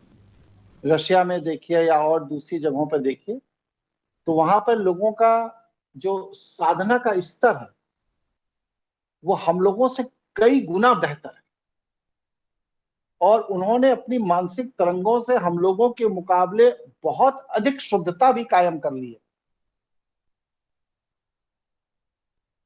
इसलिए आप ये बिल्कुल मत सोचिए कि धरती पर आप ही वीर हैं, आपसे बेहतर भी बहादुर लोग हैं। ठीक है, और बताइए। तो गुरुजी इसका आपने कहा शैव पर उससे इस आई मीन ये शैव परंपरा से ही ये ब्रह्मास्मि क्रिया है। तो फिर वहां तक कैसे पहुंच गई ये सब चीजें? क्यों वो वो लोग साधक सत्य की तलाश नहीं करते हैं क्या? सत्य की तलाश तो वो लोग भी करते हैं। जी। और प्रश्न करिए भाई, आप लोगों के प्रश्न नहीं आ रहे हैं, फिर बात को कहेंगे कि मैं कुछ समझ नहीं पाता हूँ। गुरुजी प्रश्नों अगर की तो जैसे बोलिए। जी गुरुजी, जैसे अभी बोला था आपने, जैसे अभी मान लिया प्रलय हो गया, इतने लोग एकदम दुनिया खत्म हुई, तो फिर ये जो आत्मा ये रहेंगी कहाँ फिर गुरुजी? ये सब कारण शरीर वापस से वही समाहित हो जाएंगे सूक्ष्म रूप में। दोबारा जब सृष्टि की उत्पत्ति होगी तो वो क्रम फिर चल पड़ेगा। अच्छा, तो मैं शिव ऊर्जा में चले जाएंगे फिर गुरुजी? सब वही शिव मतलब ऊर्जा के उसमें चलिए। और एक तब तो अच्छा, सबको मोक्ष मिल गया गुरुजी, अगर प्रलय हो गया तो। नहीं, प्रलय अगर हो गई तो फिर तो सब लोगों के जो पेंडिंग कर्म थे वो तो बने रहे ना, तो सूक्ष्म रूप में रहेंगे वो, मेरे ख्याल। वो सब सूक्ष्म रूप में पहुंच जाएंगे, और जब लेकिन दोबारा वो सृष्टि क्रम शुरू होगा तो फिर बाहर आ जाएंगे। जी लेकिन मोक्ष थोड़ी मिल जाएगा। मोक्ष तो तब मिलेगा जब शिव औरे का केंद्र जो शिव शक्ति है उसमें समाहित हो जाए, वहां मोक्ष। अदरवाइज मोक्ष नहीं। जी जी गुरुजी, ओह, मतलब वहां नहीं जाएंगे लोग, बाहर ही रहेंगे फिर, स्वरूप में ही रह हाँ, पाएंगे। मतलब हाँ, मतलब घर के अंदर रहेंगे लेकिन जो मेन कमरा है उसमें नहीं घुस पाएंगे। वहां तक नहीं जा पाएंगे। तो मैंने यहां तक विषय को समझाया, ये भी बताया कि जितने तरह के संस्कार होते हैं कारण शरीर उतने तरह के बिंबों का निर्माण। और सबसे महत्वपूर्ण बात यहाँ विचारणीय बात कि हमारे बिंब के निर्माण के पहले हमारा संस्कार निर्मित हो जाए, या दूसरे शब्दों में कहें कि हमारा बिंब निर्मित ही तभी होता है जब हमारे संस्कार में, अगर हमारे पास कोई विशेष तरह का संस्कार नहीं है तो कारण शरीर मेरे लिए कोई विशेष बिंब का निर्माण नहीं करेगा। तो सोच लीजिए आपके संस्कारों की जड़ें कितनी पहले तक, अगर आपने 1000 जन्म ले रखे हैं तो 1000 जन्म में आपने कुछ नहीं किया, बस सिर्फ अपने संस्कार को पोषित किया, क्योंकि यह संस्कार 1000 जन्म के पूर्व निर्मित हो चुका था। इसीलिए तो आप कारण शरीर से इस संस्कार के प्रभाव में बिंब रूप में बाहर आए।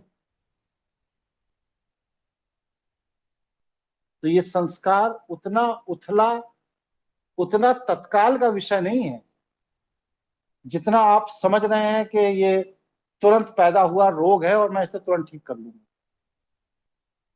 ये बहुत गहरा विषय। तो ये प्रश्न है यहाँ पे एक, तो जो एक तो संस्कार बहुत पहले बिंब के बनने से पहले संस्कार थे, लेकिन जब हमने शरीर धारण कर लिया, मतलब कारण शरीर हो गया, उसके बाद फिर ये आत्मा रूप में हमने इस योनि में शरीर धारण कर लिया, अब नए संस्कार भी बन रहे होंगे जी, या वो पुराना वो ही चल रहा है? संस्कार नहीं है, वो संस्कार नहीं है, वो है स्वभाव बनता है। जी संस्कार, स्वभाव और पूर्वाग्रह, ये 3 अलग अलग चीजें हैं। बहुत से लोग न जाने कितने, हम तो बड़े बड़े माननीय शंकराचार्य जी जैसे लोगों के साथ भी संवाद करते रहते हैं, तो ये लोग सभी चीज को संस्कार कह देते हैं, जबकि गलत है। संस्कार एकदम अलग चीज है। प्रथम शरीर धारण करने के पूर्व, ध्यान दीजिए मेरी बात पर, प्रथम शरीर धारण करने के पूर्व जो कारण शरीर से आत्मा रूपी बिंब निकला, उसके पूर्व जो बना था वह संस्कार। फिर जब शरीर धारण हो गया तो फिर उसके बाद संस्कार तो अपनी जगह है, वही तो मूल कारण है शरीर धारण करने का। लेकिन आगे क्या निर्मित हुआ, वो संस्कार नहीं है, वो आपका स्वभाव, आपका पूर्वाग्रह है। तो संस्कार, स्वभाव और पूर्वाग्रह, ये तीन अलग अलग चीजें हैं। और इन तीनों के अलग अलग स्वरूप को जब तक आप नहीं समझेंगे तब तक आप संस्कार चिकित्सा कर ही नहीं।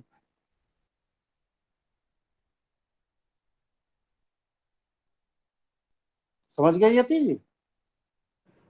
जी समझ में तो आ रहा है, पर मुझे लग रहा है कि अगर संस्कार उस स्तर पे इतना पुराना, उतना गहरे में है, तो उसकी चिकित्सा के लिए भी उस स्तर पे जाके काम करना होगा।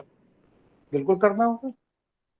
तो हम मतलब अगर अगर अगर एक जमीन से और आप आसमान तक की कुछ आप ये बताएं कि कोई चीज अगर किसी बैग के अंदर कोई एटम बम रखा हुआ है और वो जो बैग है वो किसी बक्से में है, आपको उस एटम बम को डिफ्यूज करना है, तो पहले आपको बक्सा खोलना पड़ेगा ना, फिर उस बैग को खोलना पड़ेगा, फिर उस बम को निकालना पड़ेगा, तभी तो आप उसे डिफ्यूज कर पाएंगे।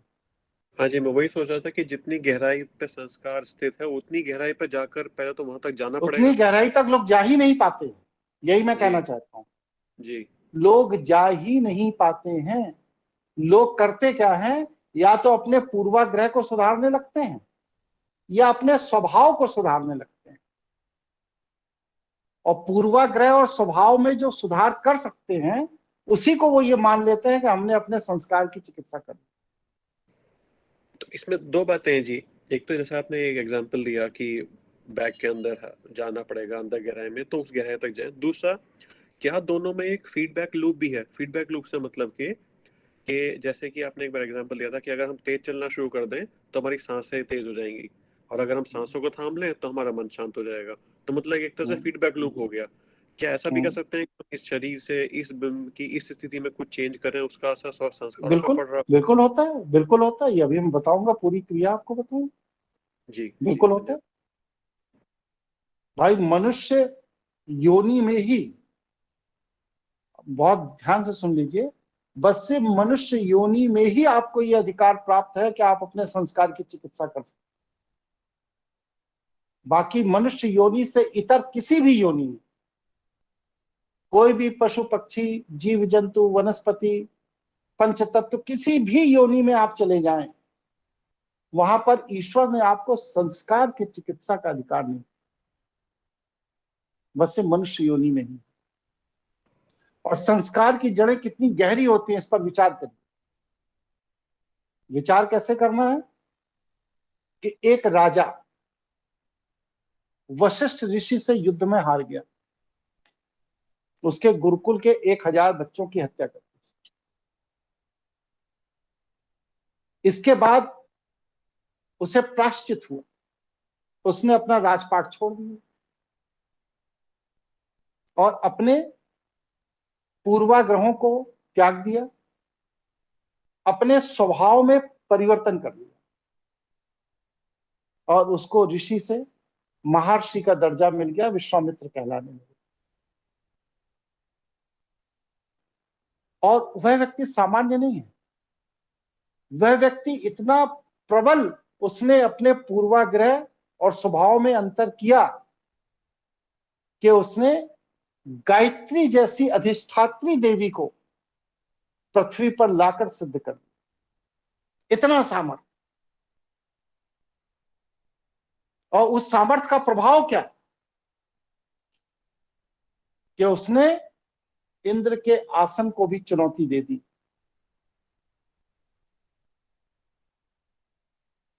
और इतने प्रबल तपस्वी महर्षि गायत्री के साधक, उपासक, इंद्र के सिंहासन को चुनौती देने वाला व्यक्ति, क्योंकि उसने अपनी संस्कार की चिकित्सा नहीं की थी, एक मेनका के स्नान करते शरीर को देखकर फिसल गया, सब बेकार।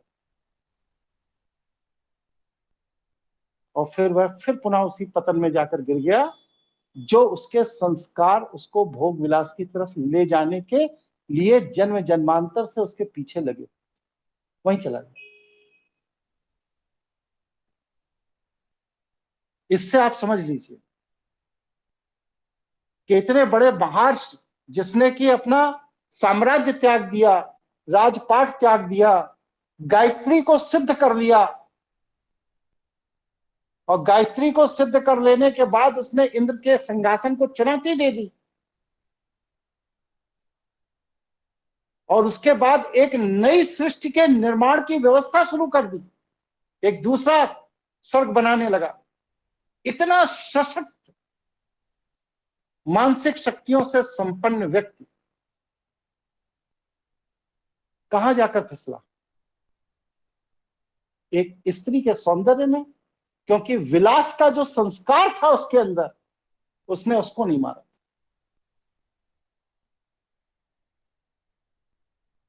यही हाल भरद्वाज ऋषि का।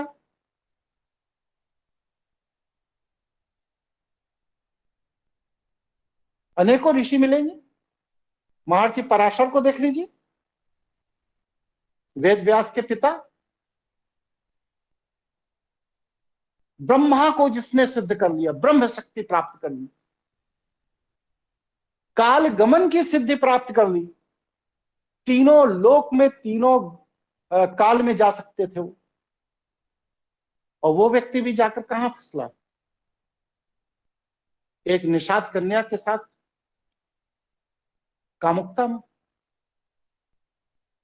वैष्णव ग्रंथकार तर्क कुछ भी देते रहे, लेकिन अल्टीमेट सत्य तो यही है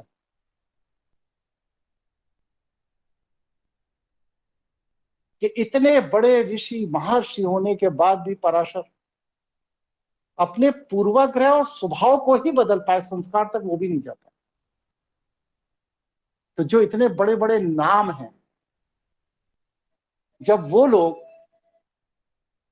अपने आप को नहीं बदल पाए, वहां तक नहीं पहुंच पाए, आप और हम क्या सोचते हैं 20-22 क्लास अटेंड करके संस्कार बदल देंगे? संस्कार बहुत गहन विषय। ठीक है यतीश जी, बोलिए। जी, आप मतलब उम्मीद बंधा भी रहे हो और उम्मीद हटा भी रहे हो। मैं आपको रास्ता दिखा रहा हूं, जी, आपका वास्तविक आईना दिखा रहा हूं, मैं आपको मार्ग दिखा रहा हूं जो मैंने शास्त्रों से पढ़ा, अपने गुरु से संवाद में सीखा जाना, वो मैं बता रहा हूं। रास्ता यही है जो मैं बता रहा हूं, और कोई रास्ता नहीं। जी। तो इसमें क्या संस्कार, जैसे आपने बताया अलग अलग तरह के होते हैं, तो उसमें अलग अलग तरह के संस्कारों में ऐसा भी होता होगा कि कोई ज्यादा प्रबल है, कोई ज्यादा हल्का है, तो पहले जो प्रबल हल्का संस्कार है पहले जिसकी उसे खत्म कर। पुनरावृत्ति ज्यादा हो वह ज्यादा प्रबल है, जिसकी पुनरावृत्ति कम हो वो उतना हल्का। जी। तो इसमें क्या भूख, प्यास, कामुकता, लोभ, लालच, ये सब संस्कारों में आएंगे क्या जी, या ये अभी पूर्वाग्रह अभी मैं आगे आगे बताऊंगा आपको कि संस्कार में क्या क्या आएगा, स्वभाव में क्या क्या आएगा, पूर्वाग्रह में क्या क्या आएगा, ये सब मैं आपको स्टेप बाय स्टेप सब बताऊंगा। जी जी, धन्यवाद। यहां तक विषय और गंभीरता चीजों की समझ में आ रही है आप लोगों को? जी गुरुजी। जी, हमारे बहुत गंभीर विषय। पुनीत जी कहाँ है? पुनीत जी। जी गुरुजी मुझे तो बहुत ही गूढ़ विषय लग रहा है, तो मेरा तो दिमाग बस ऐसे ही हो रहा है, भ्रमित ही हो रहा है अभी तो। आपका पानी का ग्लास चाहिएगा पुनीत जी को, पानी पीना पड़ेगा जी। कुछ समझ में नहीं आ रहा क्या हो रहा है क्या नहीं हो रहा है।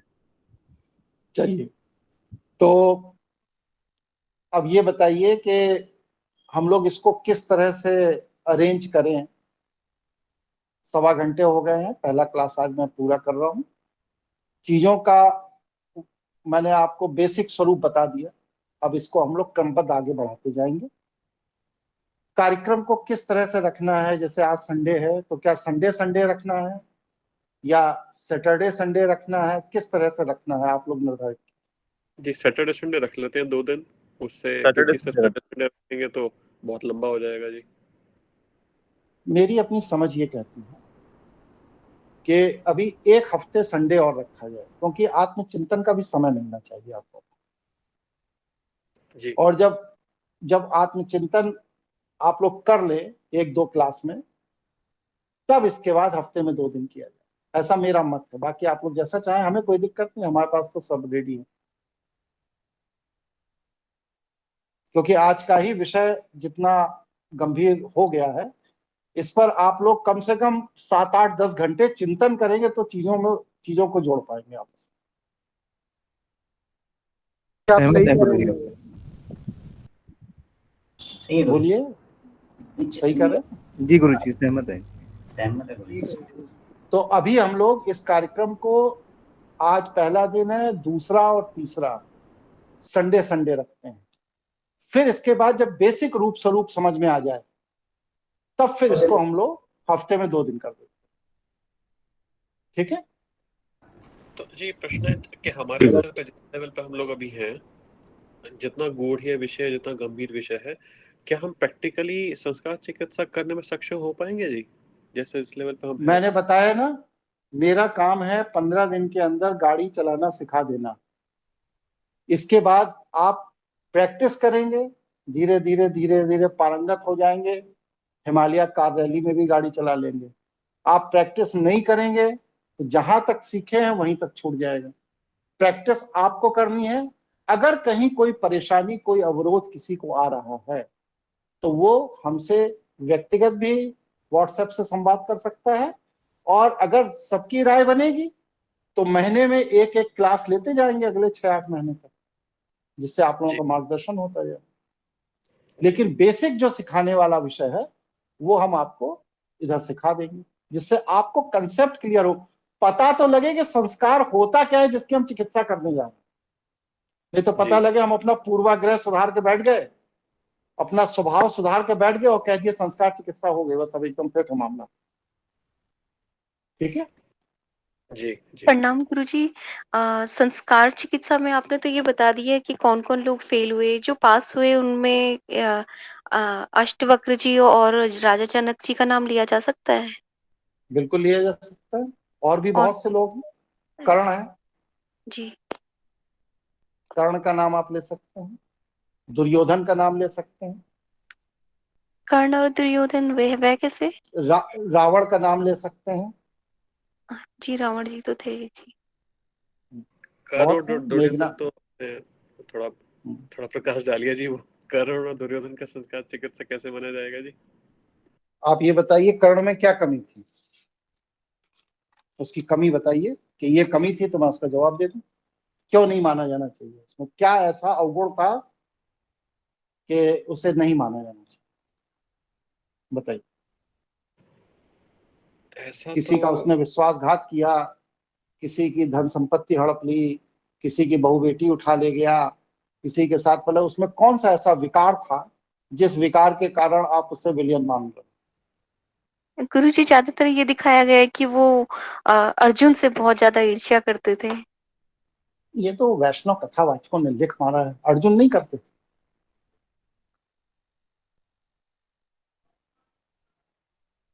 बताइए कर्ण में क्या कमी? ऐसा तो कुछ नहीं आ रहा जी इस समय ध्यान में।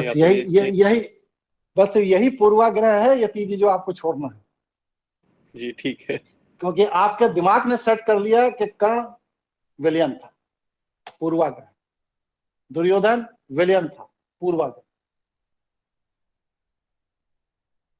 आप कर्ण छोड़िए, कर्ण तो एक आदर्श पुरुष थे, आप दुर्योधन में कोई विकृति बता दीजिए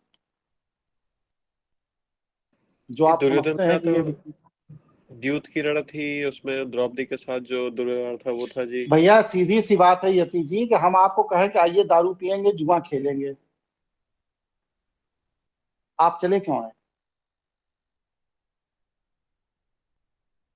और दूसरा, जब आप आ गए थे तो क्या अपनी बहू बेटी दांव पे लगा देंगे? आपसे बड़ा जुआड़ी फिर कौन है? जी अपना अपना विवेक शून्य करके आप अपनी बहू बेटी दांव पे लगा रहे हो, तो इसमें आपका दोष है ना। दूसरा व्यक्ति को तो आपको अपमानित करने के लिए बुला ही रहा है। और जैसा दुर्व्यवहार उन्होंने राज्यसभा में किया जो दिखाया जाता है द्रौपदी के साथ, वो तो भैया, सही नहीं होता। आपने आपने महाभारत का अध्ययन किया है कि नहीं किया? वो जी बी आर चोपड़ा वाली देखी थी जी, अध्ययन तो नहीं किया। हाँ, तो वो सब मूर्ख लोग हैं, मूर्खों ने बनाया, मूर्खों ने उसको फिल्माया है, और मूर्खतापूर्ण बातें हैं। द्रुतशाला और राजसभा ये दो अलग अलग चीजें। कहीं भी किसी भी इतिहास में आज तक आपने पढ़ा कि जहां पर राजसभा लगती वहां बैठ के चौपड़ खेला गया और जुआ खेला गया? उसके लिए द्रुतशाला हुआ करती। जी और द्रुतशाला में ना भीष्म पितामह थे, ना दुर्योधन थे, और ये दुर्योधन धृतराष्ट्र, और ना ही विदुर थे। इन सभी लोगों को सूचना द्रौपदी की घटना होने के बाद पता चला, और कृष्ण तो मौके पे थे ही नहीं, उनको तो 3 महीने बाद पता चला द्वारिका में कैसा द्रौपदी के साथ दुर्व्यवहार हो। जी तो अब आप बी आर चोपड़ा का अगर महाभारत पढ़ के महाभारत का आंकलन करेंगे तो कैसे काम चलेगा? जी जी क्षमा करें। ठीक है। तो इस हिसाब से जो और भीष्म पितामह है उनमें भी दूसरा जो निर्वस्त्र करने की बात कही गई है, जी वो भी गलत है। आप ये बताइए, मतलब कि आप लोग तो पढ़े लिखे लोग हैं, चर्चा कर रहे हैं तो मैं कर ले रहा हूं। दुर्योधन की आयु क्या थी उस समय जिस समय द्रुत क्रीड़ा खेली गई? नहीं पता जी। दुर्योधन कृष्ण से कितने छोटे थे? अच्छा, महाभारत जब लड़ा गया है तो उस समय कृष्ण की आयु क्या थी? 84 84 साल के थे शायद। 84 साल अर्जुन की थी। ठीक है, 96 वर्ष के थे। अब सोचिए, उसके बाद 12 वर्ष का वनवास और 1 वर्ष का अज्ञातवास, 13 वर्ष। 84 में 13 कम कर दीजिए, अब कितने वर्ष हो गए बताइए यति जी? जी 71। 84 में 13 कम कर दिए, 71। द्रौपदी जी उनकी हम उम्र थी। ठीक है। जी तो द्रौपदी जी की भी आयु उस समय 71 70 के आसपास होगी। हम 70 71 9 65 होगी। जी तो क्या 65 वर्ष की आयु में किसी स्त्री को मासिक धर्म होता है? आजकल तो नहीं होता जी, उस समय का पता नहीं प्रकृति की उस कैसी समय भी नहीं व्यवस्था। होता था। उस समय भी नहीं होता। आजकल और उस समय की बात नहीं है, उस समय भी नहीं होता। जी उस समय भी मनुष्य की आयु अधिकतम 100 वर्ष थी, आज भी अधिकतम 100 ही वर्ष है।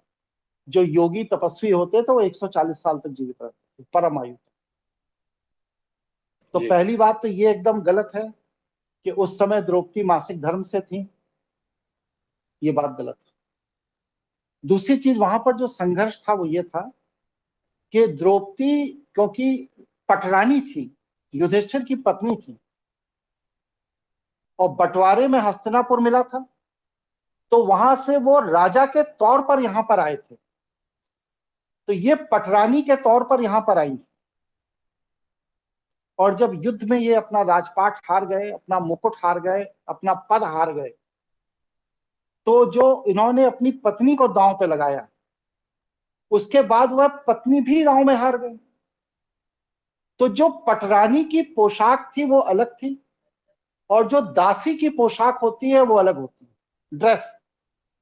जी तो द्रौपदी के ऊपर बस सिर्फ इस बात का दबाव डाला गया था कि तुम्हें पटरानी की पोशाक उतार करके दासी की पोशाक पहननी है। क्योंकि अब तुम जुए में हार चुकी है, तो हमारी दासी। बस टोटल कहानी इतनी। जिसको कथावाचकों ने बढ़ा चढ़ा दिया, नारी बीच सारी है कि सारी बीच नारी है, तो वो कृष्ण का ध्यान किया तो कृष्ण की उंगली में चोट लग गई थी, तो अपना वो पल्लू फाड़ के लगा दिया, तो उसमें जितने धागे थे उतनी साड़ियां बन गई, और ये हो गया वो हो गया। दुनिया के जितने भी चोचले वैष्णव कथावाचक कुत्ते की तरह भौंकते फिरते हैं मंचों पर, यह सब कुछ जी। यह बस सिर्फ महिमा मंडन है। लड़ाई और संघर्ष टोटल इस बात पे था कि पटरानी की पोशाक उतार करके तुमको दासी की पोशाक पहननी होगी, क्योंकि तुम जुए में हारी जा चुकी हो। और द्रौपदी का तर्क यह था कि पति को कोई अधिकार नहीं है इस बात का कि वह अपनी पत्नी को जुए में हार दे, क्योंकि मैं स्त्री हूं, मेरा अपना गौरव है, अपना सम्मान है, तो मुझसे कंसेंट लिए बिना मुझे जो इन्होंने जुए में लगा दिया दांव पर, वो इन्होंने गलत किया। इसका संघर्ष। जी जी। तो जैसे हम कह रहे हैं कि समझ में आ रहा है ना सिस्टमेटिक?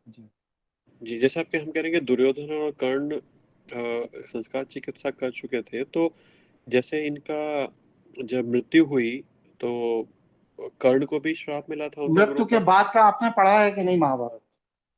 नहीं जी। मृत्यु के बाद के महाभारत को मैं बता दे रहा हूं कि दुर्योधन और कर्ण दोनों को स्वर्ग मिला था, और ये चारों पांडवों को नर्क मिला, और उसके पीछे पूरा एक अध्याय है कि कौरवों को स्वर्ग और पांडवों को नर्क क्यों भेजा गया। उसको जब आप पढ़ेंगे वो पोर्शन महाभारत का जी, तब आपको कंसेप्ट क्लियर होगा कि किसने संस्कार चिकित्सा की थी और किसने नहीं की। ये जानकारी है आपको कि पांडव लोग नर्क गए थे और कौरव लोग स्वर्ग गए थे? जी, मैंने पढ़ा कि ऐसा सुनना था, शकुनी को भी शायद स्वर्ग मिला था। और लेकिन इसमें एक और भी चीज है कि स्वर्ग और नरक भी तो लोक ही है ना, मतलब ऐसा तो नहीं है कि उन्हें मोक्ष लोक है। हाँ, मोक्ष नहीं मिलेगा। मोक्ष तो किसी को नहीं मिलेगा। हाँ, मोक्ष नहीं मिलेगा, लेकिन पूरे के पूरे महाभारत में जिनको आप विलियन मानते आ रहे हैं आज तक, इन सभी के कृत्य धर्म विरुद्ध थे और धर्म अनुकूल थे, इसीलिए मृत्यु के उपरांत ये सब स्वर्ग गए। और जितनों को आप धर्माचार्य मान करके जिनकी पूजा कर रहे हैं, ये सब नरक गए। गुरुजी कहते हैं दुर्योधन का असली नाम सुयोधन था। सुयोधन, हाँ जी। तो क्या इसमें भीष्म पितामह को भी जी, भीष्म पितामह को भी मानेंगे? भीष्म पितामह का वर्णन नहीं आता। भीष्म पितामह का वर्णन बस सिर्फ प्रारब्ध भोग के लिए उन्हें शरीर धारण करना था, जो उन्होंने अपना प्रारब्ध भोग लिया था, बस इससे ज्यादा उनकी भूमिका नहीं थी।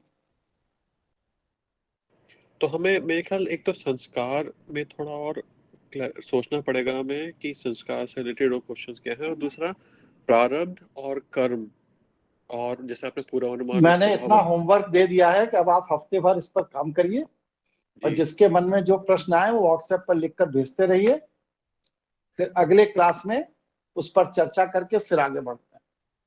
जी जी, क्योंकि चीजों को समझना बहुत जरूरी।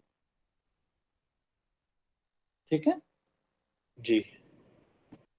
और किसी का कोई विषय? गुरुजी एक प्रश्न था, हम अपने बिंब के द्वारा जब किसी बिंब से संवाद करते हैं गुरुजी, तो जैसे मेरा बिंब है और वृक्ष में जो बिंब है, तो वृक्ष के बिंब के साथ मैं संवाद कर रहा हूँ, तो उसमें दोनों बिंबों की सहमति आवश्यक है संवाद के लिए, या फिर एक ही बिंब के अनुमति? जब संवाद का मतलब ही सहमति। जी। दूसरा प्रश्न गुरु ये है कि अगर दूसरा बिंब सहमति नहीं दे रहा है और हम लोक कल्याण या आत्म कल्याण के लिए उसका सहयोग लेकर के उसकी मतलब कार्य करवाना चाहें, तो उसकी सहमति कैसे ले सकते हैं अगर वो नहीं भी चाह रहा है? तो पात्रता पैदा करके आप अपनी पात्रता पैदा करिए, वो सहमति देगा। जी जी, धन्यवाद गुरु जी। और कोई साथी?